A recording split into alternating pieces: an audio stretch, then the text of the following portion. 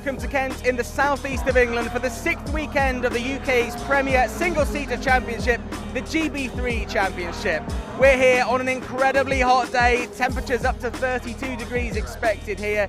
The cars are going to struggle, the drivers may struggle even more, but what I can guarantee is 3 exceptional races across this weekend. Now last time out things were exactly the opposite in Silverstone. We only got 2 races out of 3 for the second time this year. So before we get started, before race 1 this weekend, let's remind ourselves what happened last time out as the GB3 Championship was at the 5th weekend of the season in Silverstone.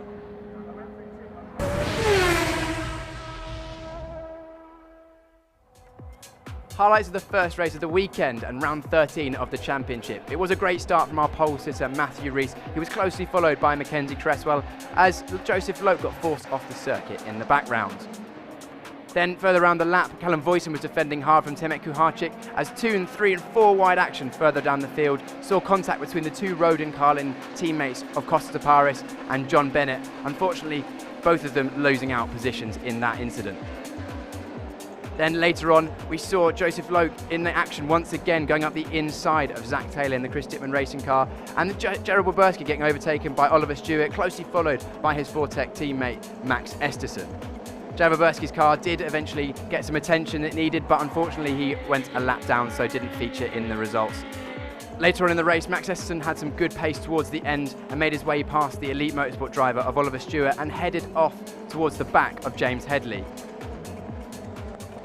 John Bennett tried to recover from his early race incident and would try and make his way through on the Hillsby car of Gerard Shee, but wouldn't manage to get it done this time, although would manage to get through later on in the race. But as we see, there is Sean Rashid trying to make a move on Edward Pearson, and eventually they came together at the Vale chicane, causing Sean Rashid to spin and lose his front wing. Edward Pearson would continue on in the race. At the front of the field, Matthew Rees was far too fast for everyone else, though, taking a commanding victory ahead of Mackenzie Cresswell. Callum Voisin rounded out the podium.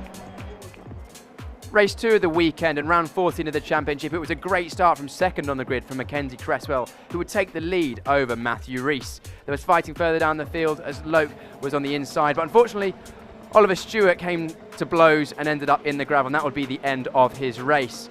The battle between many of the drivers through the field. Unfortunately, Suta Arau came into trouble and had a right rear puncture, but was able to get that repaired under safety car as Oliver Stewart's car was returned to a safe place. The battle would resume as we now see fighting in the lower end of the top 10. That is Christodoulou and Jared Boberski going side by side, and this battle will continue for many corners throughout that lap. Side by side through Laffield, side by side through Copse. Boberski coming out on top at this stage of the race. Then Morales, after front wing damage, would have to come into pit. But this battle between Boberski and the VRD cars would continue.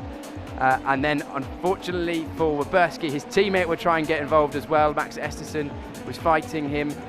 Ping, after getting through, Boberski made a mistake on the exit of the loop and allowed Boberski through, and Max Esterson would then be right on his tail as well. And then Max Esterson was on the back, of course, because of this incident, which allowed James Headley to get involved, but wouldn't be able to get through this time. Then the 2 Chris Dittman racing cars got involved with James Headley. First Arthur Rojon, and then Zach Taylor after a poor start, trying to regain some of those positions he lost.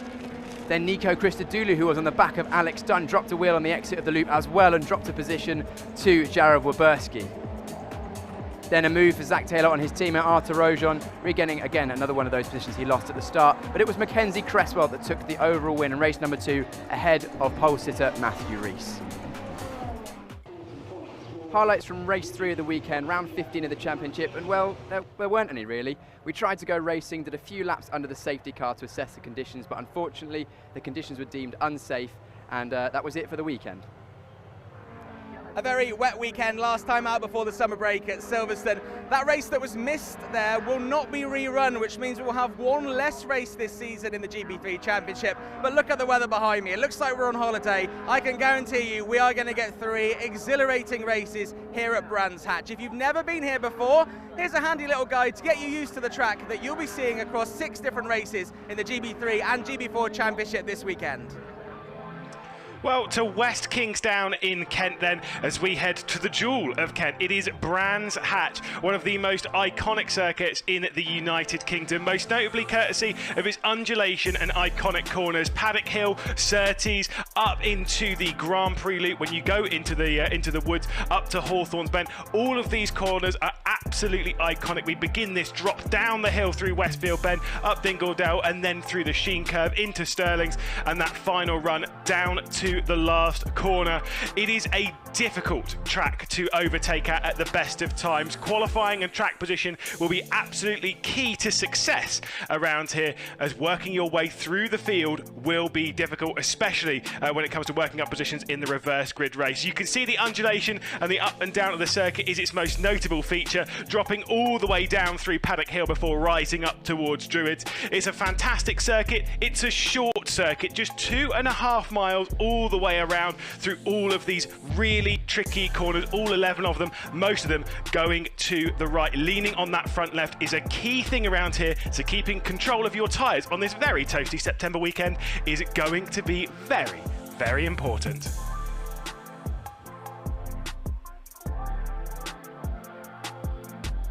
That's where we're racing this weekend in the GB3 Championship, the full GP version of the Brands Hatch track, not something that is used for every race weekend, so a huge honour. Let's take a quick look at the GB3 Championship standings. It's Callum Voisin for Rodin Carlin leading the way on 278 points. He has a 1-point lead over Alex Dunn for High-Tech Pulsate. Joseph Loke, who was very successful for the first 5 races, 3 wins from the first 5 races in the championship this year for JHR Developments. He's third on 265 points, with James Headley for Arden VRD on 231. We then have 2 drivers on 222 points, Mackenzie Creswell for Elite Motorsport and Matthew Rees also with JHR Developments, and then Timit Kaharkic on 215 points for Douglas Motorsport. He's currently 7th in the championship. So we're here in the paddock area of Brands Hatch, and alongside me, our expert, our co-commentator, our driver, Piers Pryor. A nice summer. I mean, the summer's still going on, but have you had a nice break? Well, it's not been summer until now, really, has it? But no, really good break, but raring to go again. We're back for the first time in a couple of months. Looking forward to seeing how they go on circuit, and you know, Brands Hatch, what circuit to go racing on once again. Yeah, it's very, very warm here, as we've mentioned. Temperatures up to 32 degrees, and you know, we had temperatures that were quite warm, I remember, last season as well. I just want to take a look at the tyres in particular. If we look behind us here, we've got some of the Pirelli tyres that are used in the GB3 Championship. Now, we know that racing drivers like to get heat in the tyres. You know, certainly at Silverstone last time, it was a real struggle getting heat into those tyres. I mean, these are obviously worn sets of tyres here. As a driver, is there an optimum kind of temperature you want to get them to, or is it more about feel? It's how the tyres feel on the track? Yeah, the engineers will have an optimum temperature they want to get the tyres to and an optimum pressure, but as a driver, you don't know the exact number. However, you'll be able to feel when the tyres are right in the window. The drivers will be working hard in the cooler conditions to get the heat both on the surface and from the inside of the tyre using the brakes. But when it's hot like this, of course, sitting out in the sun like this, they'll get hotter, and it makes it so much easier to get the temperature in the tyres. So it won't be so much of a consideration this weekend, but the tyres might go off a little quicker. We're going to hear from some of the drivers in just a second about how they deal with the heat. When it comes to the car, are there any other considerations you have to think about with the car and the heat? Are there things that can overheat? Have you got to make sure you keep the car cool? Again, the engineers do that sort of job. As the drivers, you just kind of you drive. I'm sure there'll be things with radiator blanking in the cooler weather that you don't need to do anymore. As a driver, you're going to be thinking about your own cooling as well. You see some of the drivers having cool vests on before they go on circuit, just like in Formula 1. Some drivers like them, some drivers don't. Other drivers will crack the visor open a little bit, get a bit of extra breeze, but obviously then it can dry your eyes out. So there's not a huge amount you can do in terms of temperature, just get on with it really. Excellent stuff. Well, look, we'll hear from the drivers now. Thank you very much to Piers. We'll hear more from Piers in just a second. I caught up with some of the drivers yesterday as they went around this track for the first time in testing. Let's start with Joseph Loke, who sits third in the championship for JHR Developments. Well, we're here at Brands Hatch. It shouldn't be this warm in September, should it? It is way too hot. I am not built for this weather. Yeah, obviously my Macclesfield self is definitely not acclimatised to anything above 20 degrees, so being at 30 it's pretty tricky. Obviously in the car it's a bit better because you can just pop the visor open on a cool lap, things like that, and just let a bit of air in, but yeah, it is pretty warm. Some drivers seem to love this because their tyres are at a nice temperature, but You know, some drivers hate it because of how warm they are in the car. It sounds like, you know, you're not adverse to popping the visor open now and again, which a lot of drivers aren't keen to do. How would you fare at this track? Obviously, it's a track you've driven at quite a lot. Yeah, this track's obviously very good. Obviously, we've been on the Indy circuit today. But yeah, the GP is a very, very strong track for me. I was on pole here in F4, and it was my only pole of that year. And I'd say this is where you know, you can really lay it on the line a lot more and really make the most out of it. And you know, whoever pushes the limits the most is really, really rewarded around here. So, you know, we'll give it absolutely everything. I'm very, very much looking forward to qualifying. I just love this track around here, just fighting the car to keep it on the road, things like that. But no, yeah, I'm really looking forward to it, and it should be a good weekend. So we've had a nice summer break. We've come back now. You're third in the championship. But look, my notes here say 3 wins in the first 5 rounds, which was a great start to the season. Since then, only 1 podium. What's going on? Bit rude. No. Right, you got to take it now. That was too rude. You won 3 of the first 5 races, but since then you've only had 1 podium in the GB3 Championship. Is that all going to change this weekend? You've already told me how much you love this track. Yeah, obviously we've had a very difficult mid part of the season. I think there's been times when, you know, I probably should have been up in my game, and then when I was on top game, maybe the car wasn't quite there, and I think that's where I've been weaker this year than some of the others, and I've definitely dropped a lot of points that I shouldn't have. But at the same time, we can't do anything about that now. You know, we're here, we're at Brands Hatch, and you know, we are where we are in the standings. We can't change it, and you know, we're just going to give it our all and see if we can get ourselves back in front. You come into this weekend third in the championship. How would you like to end the weekend with only 2 race weekends to go in the season? Well, I want to be in front. It's pretty simple to say. Yeah, you just, like I say, you don't know what's going to happen. Obviously, I need to make the most out of it. I think I can be on pole tomorrow. I know I'm fast around here. But obviously, anything can happen. You know, we could have an issue at the start of qualifying that doesn't let us qualify, things like that. So, you know, we just got to try our best, try and get a lap in, 2 laps preferably, put ourselves on pole and put us in the best position possible to be able to win both races. Well, it's been a few weeks now since Silverstone, a bit of a summer break. James, what have you been up to? What's the best thing you've been doing since we last saw you? I guess the best thing has been my birthday, so I'm now 20, which is pretty epic. But Do you feel any different? No, I feel the same. Yeah, feel faster, which is cool. Faster, that's good. You don't really get anything new in life when you're 20. You get 16, 18 and 21, so you're kind of in no man's land. Yeah, it's all the same, isn't it? I think 21's the big one. But yeah, it's no different for me. Okay, well, this time next year when we're talking about that, we'll talk about what you did when you were 21. But we're here at Brands Hatch. It's another hot weekend, definitely the hottest weekend we've had in GB3 this year. Are those conditions you like? Because I find some drivers love it, some drivers hate it. I think I like it because I hear a lot of drivers moaning about it, and I don't actually mind it. It's not that bad. I've got a nice paddling pool over there as well, so it's always good to cool down. But yeah, it's not too bad. It's all right. You should call it the hot tub. It just sounds a little. When you're 21, say hot tub. It sounds a little bit cooler. Yeah, good. You covered this weekend 4th in the championship after Silverstone last time. Obviously, rain affected again at Silverstone for the 2nd time, but probably not your favourite track because results weren't great there. Things are going to get better here, though, aren't they? Yeah, for sure. I mean, we've always been fast here, pre-season, things like that. But yeah, Silverstone again was just not good. I think for different reasons this time. But yeah, it's a bit annoying. Obviously, I like the track still, but yeah, it is what it is, and we can't forget about that one and just remember Snetterton and use that momentum still. You know, there's still 3 rounds left, and it's all to play for. Last year, the GB3 Championship, it was kind of just 2 drivers shooting it out to see who could be the champion. This year, a bunch of drivers, including yourself, in the title mix still. What do you need to achieve this weekend to stay in the title mix with 2 race weekends to go after this weekend? I think to keep the hopes up and the motivation there, like this weekend obviously has to be solid, because if you have a bad weekend this weekend, then you start to lose a bit of motivation, hope. But you know, I guess there's 3 people really close, so like the main attention's on that. But you know, we are like the underdog, but then not really if you look at the points. Like it was a win and a second I saw across 3 races or 3 race weekends. That's not a lot at all. So it only takes a couple of good weekends, and you know, we'll be there. So yeah, really important to have a good weekend this weekend as well, especially with the Aston Martin Autosports Awards.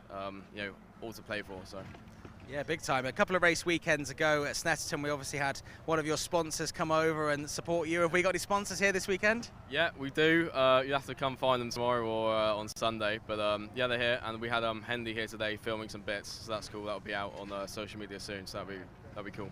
Excellent stuff. Very, very important because those guys keep you on the track, and we'll look forward to seeing you out on the track here at Brands Hatch this weekend. Best of luck. Yeah, for sure. Thank you, guys. Well, Jared, welcome back. We've had a nice bit of a summer break now. Have you been back home to South Africa? Yeah, I went back home to South Africa, which it's winter there now, so it was winter break for me. Yeah, it was still pretty good. Nice to see the family again, as I've been away quite a bit this year. So spent some time with them and refreshed and continue training hard. And now we're back, ready to go. Nice. It must be a bit of a shock to go away and come back and expect maybe the autumn weather to come in here in the UK. And now it's incredibly hot this weekend. Are those conditions you like? Yeah, I think I packed all my bags for pretty cold UK as it was last year when we raced here. Yeah, but it's quite nice for it to be good weather. It's something I'm used to back home. Just except the humidity, that's something new to me. I've had to get used to today. But yeah, it's good to be back in a nice sunny UK, and testing's gone well so far. Great, yeah, you've been showing some great pace in testing, and obviously you raced here last year in GB4. What are you hopeful for this weekend? We've seen you get a third place in Spa. Another podium, maybe? Yeah, I mean, testing's been really good. We've made really good improvements. From Silverstone. At Silverstone, we were just a bit unlucky. We only did one race. So yeah, we started on the Brands Indy track, and the pace has been really good. So yeah, we just got to see tomorrow morning, and then see where we are. Okay, well, we'll wish you the best of luck, and hopefully we will chat to you after you get another podium here at Brands Hatch. Thank you very much. David, we're back here in the UK, Brands Hatch. Weather's amazing. Miami vibes, I'm being told by your team, but what have you been up to this summer? Surely you've been doing some cool stuff. This summer I've been up to wakeboarding quite a bit, and just quite a bit of hiking with some friends and my girlfriend. So yeah, but other than that, staying physical obviously and staying fit for the season. And that's it. Yeah. How much prep have you done here for Brands Hatch then, in terms of like sim work and maybe testing? Honestly, a lot of sim work, but there's like almost 2 test days this entire year that we've had on the GP circuit, so not too much, but I feel pretty confident for the weekend just because I like this track. It's my favorite track. Was one of my best placements last year, and it should be pretty good this year. So yeah. We've had a P4 from you back at Spa. Can we maybe sneak onto the podium for the last few rounds this year? I think so. I mean, I definitely need a turnaround, and I know that that's going to happen because, well, I need it, so it will happen. Now, obviously, we talked about this weather a little bit. It's really hot, it's really humid. Is that the kind of condition you like? No, definitely not. It's really hot, it's humid, and I'm like burning in the car, sweating profusely, and like sometimes like I'll have like sweat going down my eye. But it's good. Summer just came way too late. I mean, it's September now, and it just got here, so yeah. Have you got any sneaky tricks on maybe to get a bit more airflow through the cockpit there, or is it pretty tricky when you got that visor down? There's nothing when you have the visor down. At least, you know what, closed wheel cars are much hotter, so we have a little bit of air at least, I guess. Yeah, well, you've got all sort of year-round sunroof on these cars. There's no need to open a window or whatever. Yeah. Look, best of luck this weekend here at Brands Hatch, and hopefully we'll see you on the podium. Yes, sir. Thank you.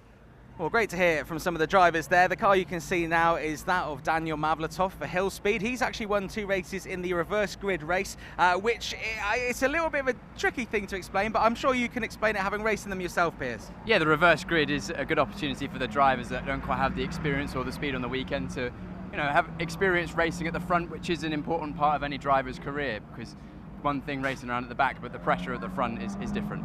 Excellent. Well, that's coming up tomorrow. 3 races this weekend, 1 today, 2 tomorrow, and we've just had the results in qualifying. And the big news is that Joseph Loke, who we heard from just a few minutes ago, is on pole position, which is huge for him because he's 3rd in the championship, and he wants to end this weekend, as he said, in the lead of the championship. Well, being on pole position is a great place to start. When it comes to this track, Piers, you've raced here many, many times. Is it the kind of track where track position from the start is really, really important? Absolutely. It's probably the track on the calendar up with Alton Park where track position is most important. It's so hard to overtake around here. Generally, the racing, especially in GB3 with the high downforce wings, is harder. It's harder to overtake. It's not impossible. We saw Joseph Loke, not just Loke, we saw Callum Voyton last year making up some excellent positions after his crash in qualifying. No such problems this year though, second place on the grid, but he will have wanted to be on pole. But Joseph Loke, again, first time at a circuit in this car in a race conditions, bangs it on pole again, showing the speed that he's shown at lots of circuits this year. Well, he said in his chat there that he loves this track from his time in F4 as well, so very successful here. Second place will be the championship leader on the grid alongside Joseph Loke. It'll be Callum Boyson. He's going to be looking to get a good start there, and a good couple of results there for Mackenzie Creswell. He'll be third, and also James Headley, who's I think my dark horse for the championship with Arden VRD. Wasn't only meant to be racing maybe the first weekend. He's now completing the whole season and showed some exceptional pace and results so far. Yeah, it's great to see Headley up there once again, showing that the pace he had at the start of the season definitely wasn't a fluke. And it's really good to see the Arden VRD team consistently up there as well, because over the last couple of years they haven't maybe been where they want to be, and now they're showing that they can be a consistent team with consistent results. And of course you mentioned there as well Alex Dunn, who's right there in the lead of the championship, a bit further down. Yep, excellent stuff. Well, look, we've heard from the drivers, we've heard from what happened in qualifying. Let's see what it looks like around this track at Brands Hatch on board in a GB3 car. On board with our eventual pole sitter Joseph Loke around the Brands Hatch Grand Prix circuit. Turn 1 is Paddock Hill Bend. It's steeply downhill on the exit and the car bottoms out in the middle just there. Watch out for track limits as well. Then Druids, braking in a straight line, trying to get right to the apex nice and early, hug it all the way around and a straight exit. Watch the curve on the left-hand side, it can drag you off. Immediately right for Graham Hill Bend, nip the apex on the left and watch out for track limits again on the right-hand side, your lap will be deleted. Next up we have Surtees, which feels like it goes on forever. Left, left and left. It goes steeply uphill on the exit, watch out for the curve as it comes up quickly. Now the only part of the circuit where you get a small breather, the straight towards Hawthorne's Bend, down Pilgrim's Drop. Just preparing the tyres for what would be our eventual pole sitting lap.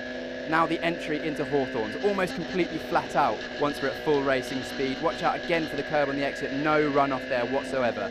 Another blind exit with Westfield. Again, the curb can drag you off the circuit. A couple of drivers falling foul of that in qualifying. Sheen next, again completely blind when you turn in, you have to be completely committed. No curb on the exit, again a mistake can be costly there. Then Sterling's, banked corner, again the curb on the exit comes up very quickly. One more corner to go, Clearways. It's uphill on the entry, then flattens out and goes downhill steeply on the exit. The car feels like it wants to wash out onto the gravel. You can see that DeLoke is pushing hard now as he starts what will be his pole sitting qualifying time.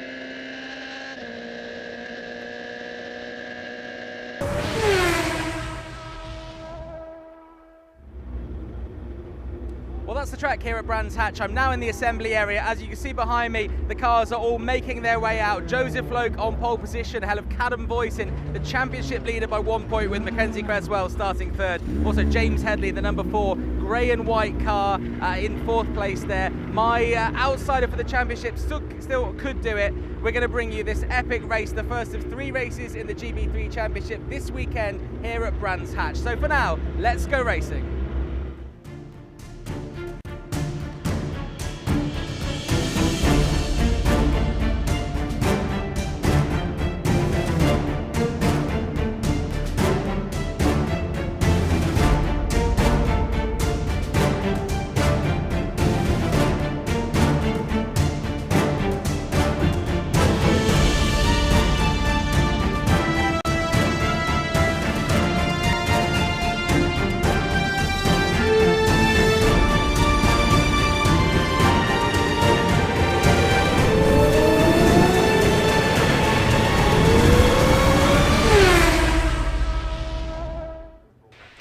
What a weekend it is. We go racing at Brands Hatch in what is some unbelievable conditions. Exceptionally hot out there on circuit. Of course, pushing into the lower 30s at the moment. It's about 29 degree ambient, but it's getting hotter. Let's put it this way. It's hot in the cockpits as well. Joseph Loke taking pole position in this race alongside championship leader Callum Boyson, and ready for an absolute fist fight here around Brands Hatch. Track position has always been the most important thing around here. It is a difficult circuit to overtake at the best of times, and on conditions like this, on days like this, it actually makes it even harder. There we we go. You can see it 31.2 degrees at the moment out there, and not too much wind to speak of. They will begin their formation lap, and we build up to quite the crescendo in the 2023 GB3 Championship, partnered by the BRDC. It is extremely tight at the top of the standings, and it will continue in this race. Again, a reminder, just 1 point separates Callum Voisin and Alex Dunn. We are in for an absolute treat, ladies and gentlemen, and I hope you are ready for the ride. Just 9 more races left to go in the season, and it all begins here. Wow. With all that said, though, we prepare ourselves for the first race of the weekend. Again, this one is from qualifying, the qualifying standings that we had, the fastest laps from it, as we prepare ourselves for the race. Couple of surprises in this qualifying session. To be honest, most notably was that sensational qualifying lap that Joseph Loke did to snatch pole position from Callum Voisin, who lines up alongside him on the front row of the grid. Behind that will be Mackenzie Cresswell after a fantastic qualifying for Elite Motorsports. James Headley for Arden VRD will start from 4th. Then we get to Matthew Rees for JHR Development, of course the teammate of Joseph Loke, starting alongside the driver that's currently 2nd in the championship, Alex Dunn for High-Tech Pulse 8. John Bennett having a great qualifying session, putting himself 7th on the grid, with Zach Taylor alongside inside the top 10 for Chris Dittman Racing. Costa Taparis having one of his best of the season. Tommy Kowalczyk had an issue in qualifying, had a crash in qualifying, back out in the race. He will start from the back end of the top 10. Oliver Stewart in 11th position with Michael Shin starting from 12th place, as we'll roll through the second half of the field. A bit of an issue in qualifying for Fortec. Jared Oberski being the highest of them, starting from 13th position. Devin Morales will be starting from 14th for JHR Developments. Then we get Max Esserson for Fortec in 15th. Jared Shea in 16th for the Hill Speed team. Nico Christodoulou will start from 17th. Lucas Styko from 18th for Douglas Motorsports in that light blue. Ed Pearson in 19th, the lowest of those 3 Fortec drivers, alongside Arthur Rojon, who's had a struggle since he had that epic opening weekend at Alton Park. Sean Rashid, the lowest in the championship, will start from 21st, alongside multiple race winner Daniel Mavliatov, who'll be starting from 22nd. Just Noah Ping left to go. He'll be starting from 23rd and the final position on the grid. I'm Lewis McGlade, by the way. I'll introduce myself because I've got the legend himself, Piers Price, alongside me. Hello, Piers. High praise indeed, Lewis. Yeah, made my way out from the dummy grid. It is certainly warm out there, even though the drivers are still warming their tyres, clearly trying to get as much bite off the line as possible, but it's going to be a hot one. Yeah, now you were talking about this with Jonas in the pre-show about how hot it is out there and how the tyres, how different it will be. You don't have to work too hard to get the tyres up to temperature. It's more about kind of keeping them down on the temperature side. It is to an extent. Of course, the tyres, bringing them into the optimal temperature window will be much easier in conditions like this. Track temperature, I think, creeping above 40 degrees now, so pretty toasty out there, scorchio, some would say. But yeah, the tyres will go off towards the end of the race, but as you mentioned in that build-up there, Lewis, it's hard to overtake around here. The best opportunity to overtake is on the first couple of laps. So you'd rather have your tyres in a little earlier and then deal with it at the end, I think, round Brands GP. Now, there is a gap on the grid there. Do you know who that belongs to? That would be surely Suter Arau. Oh, of course it would be. Yeah, they've not repaired that car. Yeah. Of course it was. Did you see the car? Yeah, oh. No, I did. There was quite a lot of damage on the rear end after qualifying. Yeah. Apologies, I should notice that on the grid. Yeah, it was a big crash for Suter Arau. I didn't know exactly where it is, but I think we're getting ready to go, Lewis. We certainly are. We've got one driver in the pit lane. I think that's one of the other cars. We'll have to take a look at that, but we're getting ready to go racing here at Brands Hatch. It's a great start from Joseph Loke, but it's poor for those in the background. They race their way down towards the first corner. It's fantastic for Loke, for Callum Voisin, now championship leader as well. There is James Headley. Oh, and he's gone off for that. Who was that that's gone off? It was the JHR. Sorry, no, yeah, that's done. High-Tech have done. That's done, 22. The High-Tech car has gone off. It was contact going through Paddock Hill Bend. He is well and truly beached. That is an absolute nightmare for our second in the championship place driver. Wow, wow, wow. That was crazy. Matthew Rees going around the outside of Kowalczyk, who's trying to work his way up the order through Graham Hill. Now onto the scene, the number 23 of Michael Shin's trying to send his way through for High-Tech, but it's been a disaster to the start of the race for the High-Tech team. You're absolutely right. The safety car has been deployed immediately as those are trying to work their way up. Of course, they've not seen any safety car boards at the moment, so they're still racing quite hard as Weberski's trying to work his way up. I think they've seen it now. They'll start to neutralise the race. They'll slow things down. I mean, we can see it out of our commentary booth. The dust has still not settled, as I can see getting out of the car. You can see it on your screen there. The number 22, Alex Dunn, second in the championship. Wow. Wow, that is an absolute turn up for the books. That is ridiculous. I can see the body language of Dunn getting out of the car from the top. We're on the top of the building of the start-finish line, looking down towards the bottom of Paddock Hill, probably 200 or 300 metres, and I can see that Dunn is not happy. Clearly there was contact to his inside rear tyre by someone. Who was he around on the grid, Lewis? Let's see if we can speculate before we get another look at that. Well, of course, you know, he was starting around like James Headley, who's still going fine. It might have been Matthew Rees, because Matthew Rees has dropped backwards down the order with Kuharczyk, so it must have been something with Matthew Rees. That's a good, probably a good suggestion there, because I saw that Headley had a good start, was trying to go around the outside of Cresswell, yes. and I actually thought it was Headley that had been touched by Cresswell, but no, it was actually one row further back, so it was almost, or probably, contact between Rees and Alex Dunn. We'll confirm that when we have another look or hear from someone who had a better view of that. But yeah, really, really dramatic start to the race there. Exactly what Alex Dunn did not want. And I believe, by the way, that Elite Motorsports car that we saw in pit lane is Ollie Stewart, who did not make the start of the race. So Ollie Stewart's now down in 23rd, and of course Alex Dunn is in 22nd in the number 22, but he won't be pleased about it. Obviously, in the next race tomorrow, he will be starting from his normal position. It's not like you know, what you see in Formula 2 or Formula 3, where, well, actually, that does count, but where you'd go off of the race position. We'll take a look at replay though of the race start. I mean, Piers, you see the slow start from some of those in the mid-pack as well. Yeah, really slow start from the third place on the grid. That was Cresswell, so that allowed Headley around the outside. Yes, it is. Rees going around the inside of Dunn. Contact. Oh, actually, it looked like Dunn kind of squeezed down a little bit there. There was enough space. He did leave enough space in the entry, but then tried to get a good exit and just didn't give Rees quite enough room. Oh, it was so close. You can't really apportion too much blame either way there. I think, of course, the stewards and the clerk of the course will have a look at the onboard replays. We see it from a different angle. They had already happened. The contact had happened by then. But yeah, it's going to be hard to call. Of course, that will be thrown up to the stewards. They have a better look. They'll have a view of the onboard cameras, both of Dunn and of Rees. But yeah, dramatic start to this weekend, which is, we're getting towards the crunch time in the championship now, Lewis. Yeah, those will be points that Dunn could ill afford losing, unfortunately, but it'll be nil point for him this race. You've got to say, when you're going through there at that point, for one, it looked like Rees touched the curb ever so slightly, which obviously, you know, you don't really want to do in these kind of cars, but you're absolutely right. I mean, the contact was so light between them, but at least from my understanding, you're going through Paddock Hill, which is a really high commitment corner. All of the weight is on the left side of the car, which if you touch the right, surely it's instantly gone. Yeah, well, especially because Paddock Hill is slightly off camber at the apex and drops down so aggressively.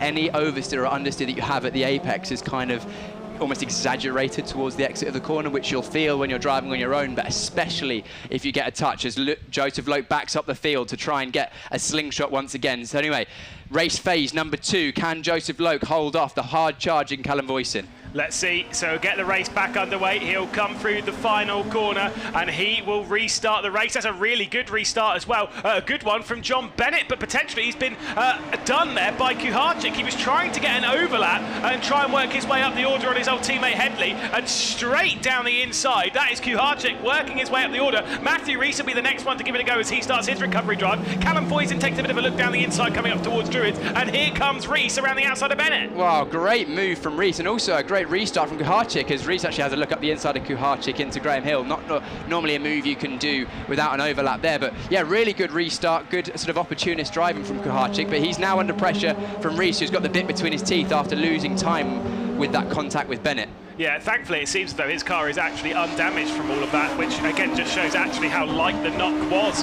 You can see Zach Taylor trying to get past Weberski side by side in the background there. Almost 3 wide, Bavlier top getting to the inside as they come up. That's Sean Rashid going through the middle in that Douglas Motorsports car, and Pearson goes around the outside. That was very scary indeed. Yeah, Pearson. You don't want to crash up to there. No, you definitely don't want to crash at Hawthorne. It's a very fast part of the circuit. As Stewart's now getting back involved after having gone to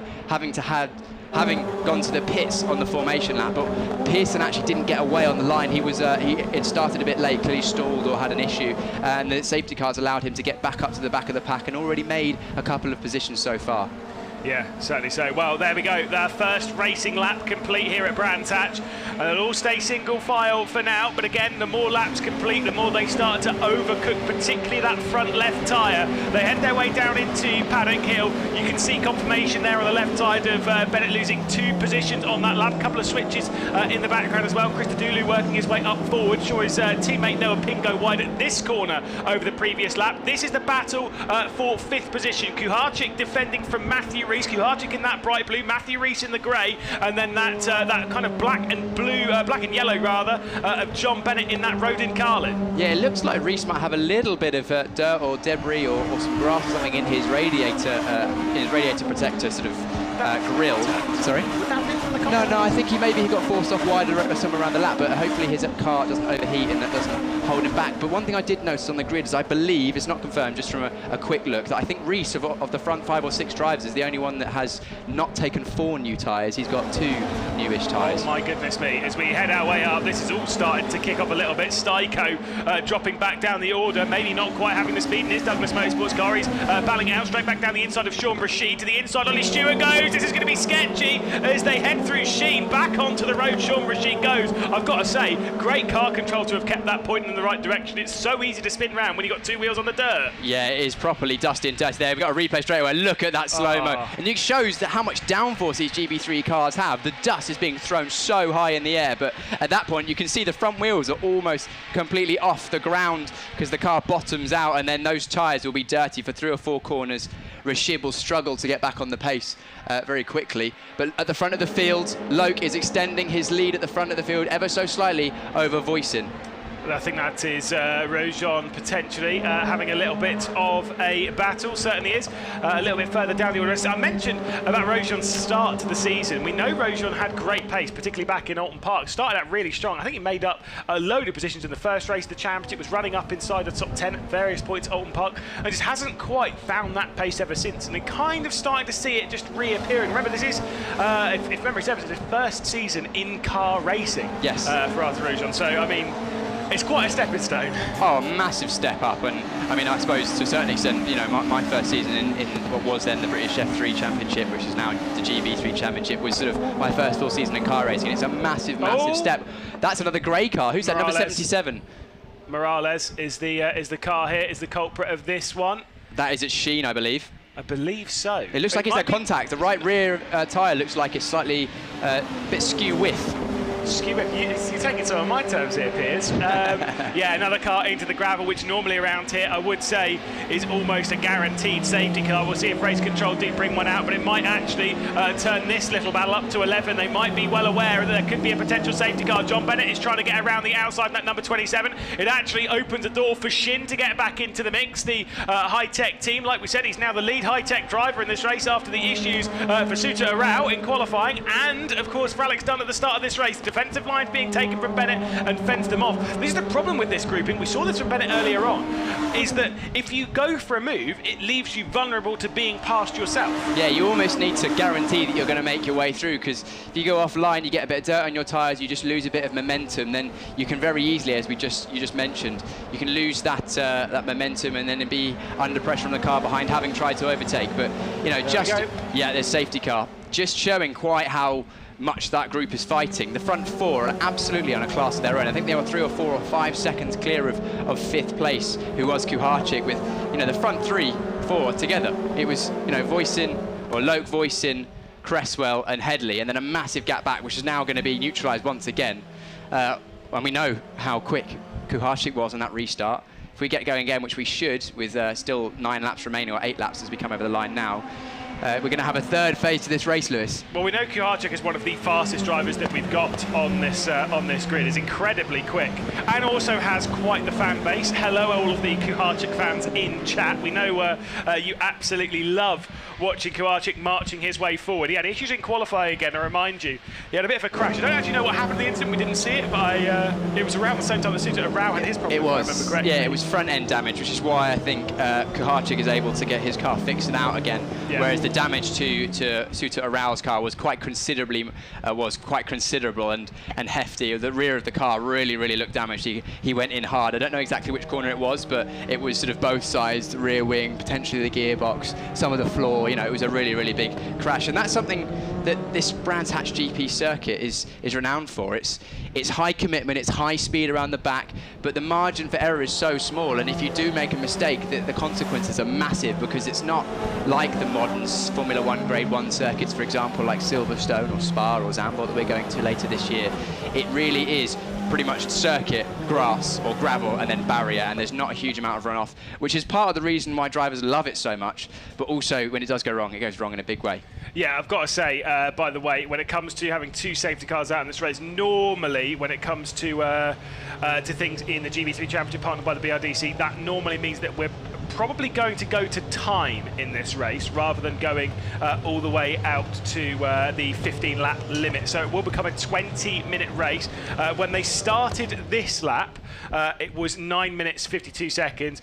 So once they end this lap, it'll probably be close to like the 12-minute mark left to go in the race. So there's still enough time for us to get plenty of race laps. Don't get me wrong, I'm not saying the race is going to end now. It is 8 minutes left to go from this point. So there is enough time for us to get a little bit of a barnstorming finale to this one. Oh, yes.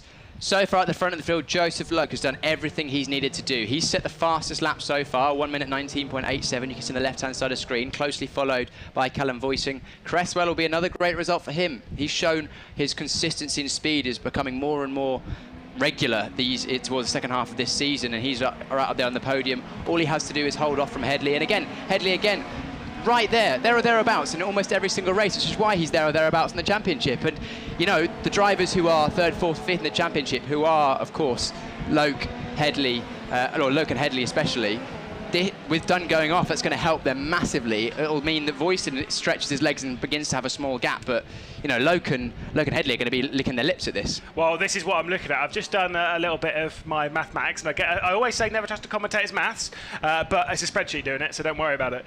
Callum Voicing, at the moment, if things finish as they stand, Callum Voicing will have a 7-point lead over Joseph Loke, who will obviously close up 5 points on that, 'cause it's 35 points through a race victory, sometimes 6 actually, because it's 29 points a second. So he is going to be closing up. It means then that Callum Voicing will be 30 points ahead of Alex Dunn. Crazy start to the race. Yeah, that's really mixed the championship up, but you know, at this point it might look pretty bad for Alex Dunn, but it shows how quickly things can change. All it takes is a DNF or a problem for either Loke or Voicing or any of the top 5 in the next, which is, I mean, there's still this race plus 2 more this weekend, then 3 at Zandvoort, and then 3 at the final round of Donington. So that's still a lot of races for a lot to go on. So many. Like you kind of think, yeah, we'll come back from the summer break, and always all my brain's going is we're near the end of the season. We'll be right at the end of the season fairly soon, and we will be, but there's still, you know, we're finishing the season next month. Yep. But we still have so many races left to go. And again, the fact that the final 6 races are happening on back-to-back weekends in 2 different countries. Whew, I love it. And also the fact that we're going to a new circuit for the GB3 Championship, Zandvoort, which was of course host of Formula 1 just a few weeks ago.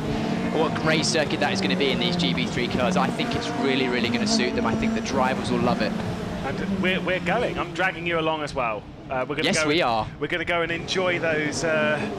Enjoy the circus. I mean, enjoy the GT World Challenge race as well as happening on that weekend. We're going to have a great weekend as we're preparing to go back racing. The safety car has returned to the pit lane for what we hope will be the last time this race. Certainly, if it comes out again, that will be a neutralisation to the race. Joseph Loke trying to get a restart the same as he did on his first. He's waiting a lot later than he did on the previous restart, making sure that he's not being caught by Callum Voicing on that run down towards the first corner. He's waiting so long. He goes very late on the start-finish straight, and again, it's that perfect translation. Boom, up into Paddock Hill, here we'll go. 5 minutes left to go in this race. Should be around about 4 laps left. Might well just be tight. There is a little bit of a look down the inside from Waberski on Zach Taylor. Of course, Taylor used to drive for Fortec. He'll be hungry to get to get through. Waberski going around the outside of Taylor and also going around the outside of Michael Shin, not quite getting that done. Now he's going to have to hold off from Taylor. He's going to try around the outside of Graham Hill. Oh, contact.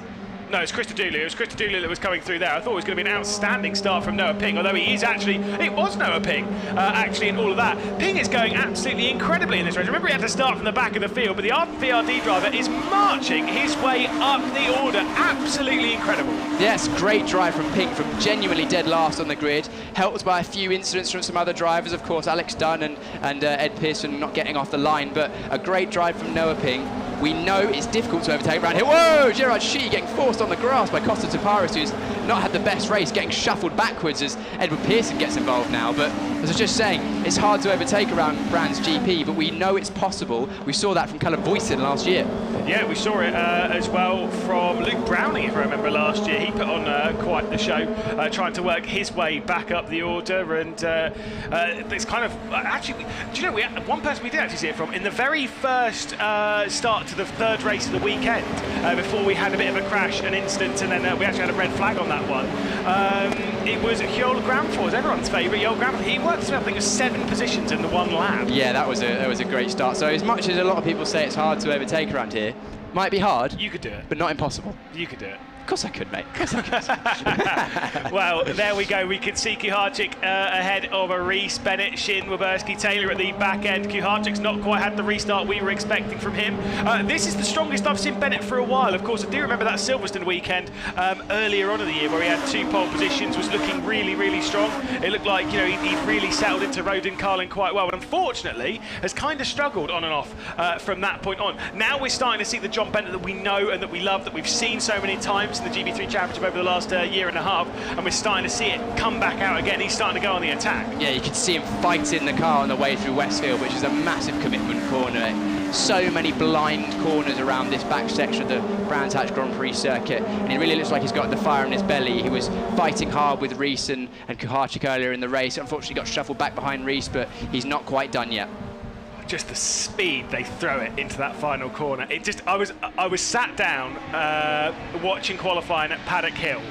The speed these cars go round the circuit is just unreal. Let's see if there's going to be a move again here. This is Christodoulou trying to get past his teammate Noah Ping, who's done an excellent job working his way back up the field, side by side between the 2 Arden VRD cars. Straight around the outside, Christodoulou goes, and that will be him moving up into 11th position. But Noah Ping says, absolutely not yet, sir. I'm still in the top 10 of the championship. I'll have that one back, thanks. Great driving from Noah Ping. He's really been making moves in this race. He had a struggle in qualifying, didn't get any laps in or any representative laps, but here he is fighting his way, making his way past his teammate. I think it's worth mentioning, actually, the Arden VRD team has made some strides forward this year. You know, they struggled, I think, by their own standards towards the end of last year, but this year they've come out fighting. Of course, James Headley right up there in the championship, and now Max Esterson trying to make his way through as well, as Ping holds the inside line. Is that Ping? No, I can't. Now Esterson is trying to follow him through. Is that going to make a move? Not quite, but then that, of course, is going to get Rojon involved. Yeah, Rojon's going to do it. Jared Shea's also not too far behind. Pearson also involved. Pearson's going to pounce, gets past Shea as they come up towards the hill, makes his way past the hill speed car as they now head into the penultimate corner of the race circuit. This is exactly what we were saying earlier, is that once you, if you go for a move and it doesn't work out, you'll get past yourself. They come across the start-finish line to begin the final lap of the race here on the first race at this unbelievably hot Brands Hatch weekend. It's been quite the race. We've had 2 safety cars and we now have just 2.5 miles to settle things. Yeah, just one more lap to go. Waberski still defending hard from Zach Taylor. Taylor not being able to make a way through, and then this gaggle of cars down for the sort of the teen places are still going at it strong, but we cut back to our leader, Joseph Loke. Hasn't put a foot wrong. Really enjoyed his second race start after the safety car, did something different to the first time. Same result, got a good gap, and this battle at the front is kind of strung out. I think that'll be how it finishes. Kuharczyk had a good race. Matthew Reese still under pressure from John Bennett as well. Yeah, I don't suspect there'll be too many changes within that top grouping. They've separated themselves out too far. It's about a second lead that Joseph Loke's got. What a race, what a drive, what a qualifying session it was from Joseph Loke. And I said earlier, you've got to qualify well. He'll be starting second early tomorrow morning. He is really starting to restart his championship challenge. Yeah, if he has pace like he showed in qualifying for the remainder of the rounds, then he can be right up there with Voisin and Dunn and whoever decides to get themselves up there as well. But you know, it's a really strong showing in this race, a statement of intent from the JHR development team as well. A great race, a great win. Again, the most winningest driver this season. I think Joseph Loke wins once again. Yeah, Joseph Loke on top for the 4th time in the GB3 Championship, partnered by the BRDC. Started out the season in such incredible form, has not had a podium since that final race in Spa, and now marches way forward, very close across the line though, as that was Waberski just fending off from Christodoulou. They come across the line in the tiniest of margins. That is wild. Love to see it, but yeah, how many more superlatives can you throw around about this man here? Joseph Loke on top in just more incredible ways. You can see what it means to him, fist pumping the air there. You can see him pointing at the camera, pointing at his team. Very, very happy with that. All these drivers, this is their life. This is how much, you know, they work tirelessly over the summer, testing, physically training, mentally training on the simulator. All of the work goes down to moments like this, and you can see how much it means to Joseph Loke. It will be great to catch a word with him down very shortly as they assemble themselves by the podium. Yeah, I mean, also let's give a bit of a shout out to Mackenzie Cresswell for grabbing 3rd position in that race. Another fantastic drive for Mackenzie Cresswell for Elite Motorsports. James Headley, of course, you said before about the consistency that he's shown. This is probably what they don't want to do. Once the race is done, you've got no air going around. You're just sat there in a really hot race car on a really hot day out in the sun. You're thinking, get me out of this really hot fire seat. Yeah, they are pretty hot, even though there's no engine in front of you. You're sat right in front of the fuel tank, and the heat just kind of soaks into the car when you're not moving. But here is Joseph Loke. He's about to celebrate with his team. A great drive. You know, he had pressure a number of times. Of course, at the start of the race, he had to get that right. A big fist pump there. Team hug from the team, but no, he had to have a good start. He then had a good first restart, and then had to do something different the second time to try and catch Callum Voisin slightly off guard, and he did, and it worked. Yeah, like I say, had an incredible race, and like I say, it's going to leave him just 7 points shy of a championship lead that Callum Voisin remains to hold. A lot of things to be caught up on after that race. Of course, Piers, you'll have to be catching up, unfortunately, with Alex Dunn after that one, because we definitely need to hear a word from him after that incident. I'm sure he won't be particularly pleased, whether it was with the incident or whether it's you know, just with himself, maybe with qualifying, maybe with the race start, who knows. You saw Mike Epps there on the right of shot, the driver coach from the School of Send, for our driver there, our race winner in Joseph Loke. Again, big congratulations and hugs all around. And again, just rightfully so. 4th win of the season for Joseph Loke. You just got to be so impressed with this guy. He just seems to deliver, and despite having that sort of what I would classify as a bit of a mid-season lull, has worked his way back forward. Let's have a chat though, because Johners is down there. I am indeed. Mike Epps here. That was good to watch. Yeah, not too bad. As a driver coach, when you watch your driver do exactly everything you've told him to do, it must be a nice day. Almost everything I told him to. I won't tell you the bits he didn't, but yeah, no, pretty good. So All right. it's an amazing launch as well. This kid gets such good starts. I'm going to jinx myself, but I was sat there on the top where we're not allowed to be, and I was like, and then he just got the most amazing launch. Epic restart, another epic restart. Just textbook good race, really. So yeah, Excellent stuff. We'll chat to the man himself now if we can find him. Here we go. Just chatting away. Joseph Loke, race winner. We joked just before that, you know, you haven't won since that double win in Silverstone the first time round, and what were you playing at? Well, I think you proved me wrong. Yeah, obviously this is a good circuit for me, and I knew it'd be strong. And you know, we had that week run of form for quite a while, but yeah, we've definitely improved that, and we're back on top, which is always nice to see. When you have 2 restarts, it must be quite hard to keep your focus. Yeah, it's very, very tricky, especially in this sort of heat as well.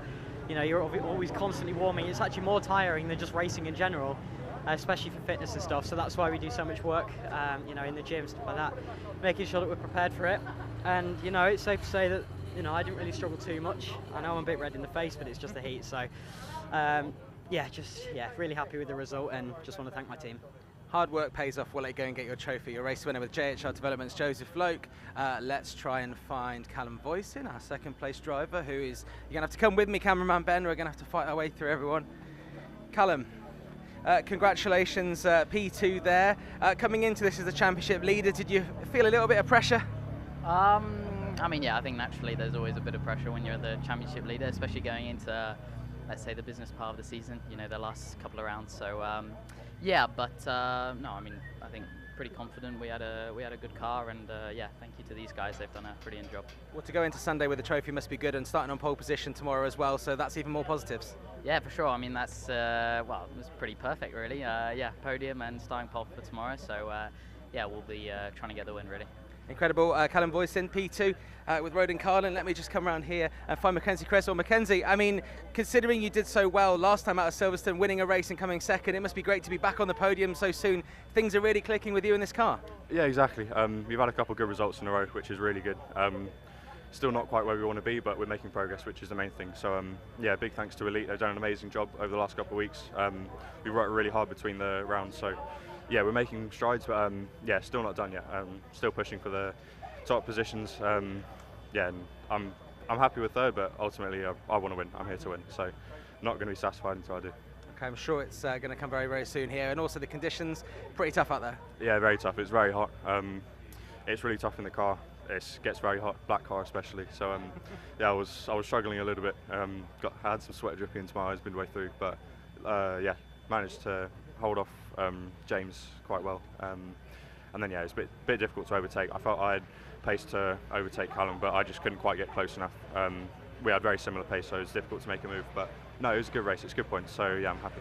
Absolutely, a trophy, you can't go wrong. Mackenzie Cresswell with Elite Motorsports. Maybe you can get into the Elite paddling pool we've seen there. Yeah, we've seen that. That's Mackenzie Cresswell coming third there for Elite Motorsport. That was your top three. Let's take a look at the podium. Well, there we go. Catching up with them. They've all done such a fantastic job to have dealt with these tremendously difficult conditions. Again, a fourth race victory for Joseph Loke. Nice to hear the high spirits, and also good on Jonas for catching up with Mike Epps. I once interviewed Mike Epps at 3 o'clock in the morning in a sim racing race whilst he was driving around Le Mans. So there we go. That's my claim to fame with Mike Epps. Obviously, ex-British touring car driver as well. He's done quite a lot in the world of motorsport. So a great driver to be coaching Joseph Loke. And I saying that Joseph did pretty much everything they wanted, not quite everything, but highlighting the important bits, most notably the race start, which Loke's race start was actually insanely good. Just got the launch down perfectly and cleared off into the distance. Callum Boyson was unable to work his way past, but still put in an excellent show to grab yet another podium. We'll take a look at highlights from the race. Highlights from round 16 of the GB3 Championship, partnered by the BRDC. Joseph Loke starting this one from pole position with Callum Boyson struggling a little bit behind, but the struggles really coming from those behind. A couple of poor starts for the likes of Mackenzie Cresswell. And this incident between Matthew Rees and Alex Dunn being sent off into the gravel trap, and the driver that sits second in the championship sits out of the race, will score no points. And unfortunately for High Tech, it would be gifting more positions and more points to those higher up in the championship. Back over to Boyson, who'll be pulling away. He had a 1 point lead coming into this. It would definitely be extending. There was a safety car because of that. The race got back underway, and it was Joseph Loke in control. He was able to pull himself clear after a perfectly timed restart, and John Bennett was trying to get one over his old stablemate Jed Headley. Unfortunately, timing it wrong, Kuharczyk would make his way through, and then Matthew Rees with this move coming up towards Druid, straight around the outside he would go after a brilliant set. Matthew Rees working his way back up the order after a poor qualifying. An issue for David Morales would send him going through the Sheen curve, bringing out the safety car once again. We would get the racing continuing up towards Druid whilst we were waiting for a couple of looks down the inside. Michael Shin working his way forward. Jared Oberski trying to get around the outside of all. He wasn't quite able to get around Shin and would have to settle for his position on what was the final start. Noah Ping had a fantastic race after starting from the rear of the field, working his way up the order brilliantly, pulling past his teammate Chris Dudulu. A couple of late looks trying to get past Matthew Rees in the latter stages of the race, trying to find any way past to get into sixth, but they all were to fall foul of this man. Joseph Loke through the final corner, taking a brilliant victory, his fourth of the season. Again, absolutely incredible. incredible there from Joseph Loke. A fourth win, Callum Voisin coming in with yet another podium. Shockingly enough, it is the stat I cannot believe.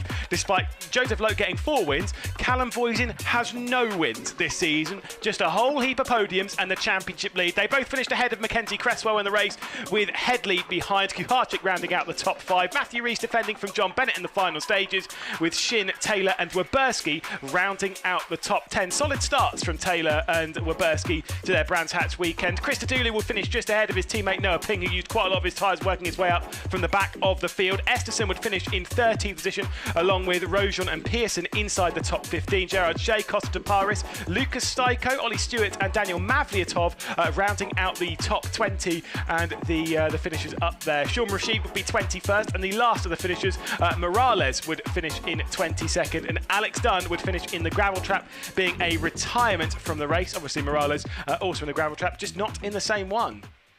It was crazy to see such a young driver delivering races with that level of maturity once again, and Joseph Loke showing that maybe he is the driver to beat. We'll head down though, because Piers is in the paddock area. A hugely disappointing start to the weekend. Of course, your hopes in the championship are you're right there 1 point behind. This is a bitter blow, but just give us your side of the incident. Yeah, I think I made a super good start, and then I went around the outside of Reese in turn 1. I left him all the room in the world pretty much, and then I don't know what happened, if he hit the curb or made a mistake or what, but he ended up driving into my rear right and I spun. So I don't really think there was much I could have done, but yeah, these things happen. Yeah, it was so close. You know, you were going side by side in there. It did look like he nibbled the curb a little bit. We're going to go Matthew's obviously view of things, and I'm sure the stewards will have a look at it as well. But of course, you're now looking ahead. What can you do for the rest of the weekend to maybe get some of those points back? Yeah, I think the only positive for the rest of the weekend is the fact that we have fresh tyres. Obviously, we have a race distance less than everyone now, so we have good tyres for race 2, and then we'll have a fresh set from quali for race 3 as well, which in these conditions, when it's so warm with the degradation probably being so high, can probably be quite helpful. So yeah, you know, I'll just try and maximise what I can for the rest of the weekend, and hopefully we can keep it clean. Brilliant, thanks for chatting to us. I know it's disappointing, but hopefully we'll go well in the rest of the race. Let's grab a word with John Bennett. John, are you ready to come have a quick word? John Bennett, of course, having a good word. Also, we've got James Headley as well here. You guys having a bit of a debrief. John, that was a pretty scrappy race there. You were backwards and forwards, up and down. But sum it up for us. Yeah, decent start. Like obviously, Reese and Dan had contact. I just got the 2 positions with that. And then the safety car was behind him for the safety car restart. He gave me a flash of the lights to say hello.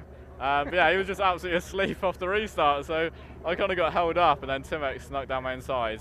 Yeah, and then after that first lap, that was just kind of it. Just patrolling round in 7th. Pace felt good though, but it's just so hard to overtake here. Yeah, overall good race. I mean, good step forward compared to the last couple of rounds. So yeah, happy with the pace. Brilliant. Well, race 2 coming up tomorrow morning, and then a reverse grid. What are your hopes for the weekend going forward? It's a good start. Yeah, it'll just be maximising aggression on lap 1. You know, like today, the guys I'm fighting are all in the championship leads. I'm a bit further back, so I think I can use the aggression to my advantage. They won't want to risk a DNF. And yeah, just try and see how much I can make up in the first couple of corners, and then just settling into it. So. Brilliant, cheers John. And James, just hop on in here. Apparently you were napping on the restart. Yeah, napping, yeah. Sorry to myself, sorry to the team, and sorry to John, of course. I don't know what was happening there. I think I put my foot on the, careful mate, you're about to ruin his sunglasses. But yeah, I don't know what was happening. I got a second opportunity at it, and that was a bit better, but yeah, it was fortunate we couldn't get quite. Go for it again. Go for it again. Couldn't quite get Cresswell off the line. Yeah, we nearly had it, but that's obviously he was a bit of aggressive. But it is what it is, and we hope to make a good start tomorrow, and from 5th place, try and get that podium that I was hoping for today. You know. Very close, but still good points for the championship. So thereabouts. Of course, Dunn went off at turn 1, so that's kind of helped you up a little bit. Yeah, for sure. It did help me, of course.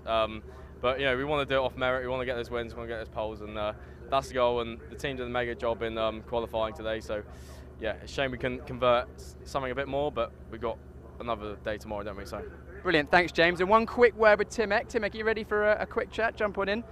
Timek, you were looking very, very racy. You got a nice restart on the first one, especially getting a position straight off the line. Was that something you were planning under the safety car? You know, it's always tricky with the safety car. You never know when the leader will start, how will the other drivers set their position on the track. So think it's been good. We maximized the results on the first lap, and after the safety car restart, then yeah, couldn't be more happy. What about the pace? Are you happy with the pace in that one? Do you think you can make some positions going up in race 2 and 3 tomorrow? I think we had a decent pace all weekend long. You know, in the race it's always a bit tricky with the dirty air and stuff like this. I think my tires were not in a perfect window.